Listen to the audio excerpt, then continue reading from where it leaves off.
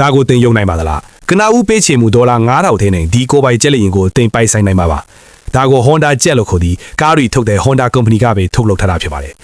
သူ့ရဲ့ပြောင်းလဲနေတဲ့နဒန်ဒီဇိုင်းကအမျိုးသမီးစီတောင်မင်းဖက်ကနေစိတ်ကူးရထားတာပါအလားပါအတွက်တင်မဟုတ်ဘဲလေကူးခန့်မှုကိုရှော့ချဖို့နဲ့ပုံမမြန်ဆန်စွာပြန်တန်းနိုင်ဖို့ဖြစ်ပါတယ်လေရင်ကိုတဲကိုကာဗွန်ဖိုင်ဘာနဲ့တိဆောက်ထားလို့တမရွရအလူမီနီယံလေရင်တဲ့ပုံမပေါ့ပါပြီးပိုခိုင်ခန့်တယ်လို့လောင်စာစီချွေတာမှုမှလည်းပိုကောင်းပါတယ်သူ့ရဲ့ထူးခြားချက်ကတော့ကမ္ဘာပေါ်မှာအင်ဂျင်ကိုတောင်ပန်ပေါ်မှာတက်ဆင်ထားတဲ့ပထမဦးဆုံးဂျက်လေရင်ထင်နေတာပါပဲ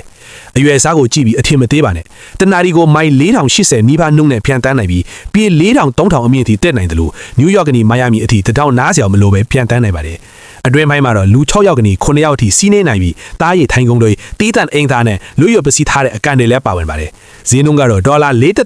တန်းဝန်းကျင်ပဲရှိလို့အသက်တာဆုံးကိုပိုင်ဂျက်လေရင်တွေကတစီးဖြစ်ပါတယ်ဒါကြောင့်မေးစရာရှိတာကတကယ်လို့တင်ကတစ်လကိုဒေါ်လာ9000ကျော်ဝင်ငွေရှိမယ်ဆိုရင်ကိုပိုင် Honda Jet စီးဖို့အတွက်ချင်းငွေယူပြီးဝယ်ယူမလားခင်ဗျာထီစုကြီးပေါက်ပြီးဝယ်နိုင်ပါစေလို့လည်းဆုတောင်းပေးပါရနော်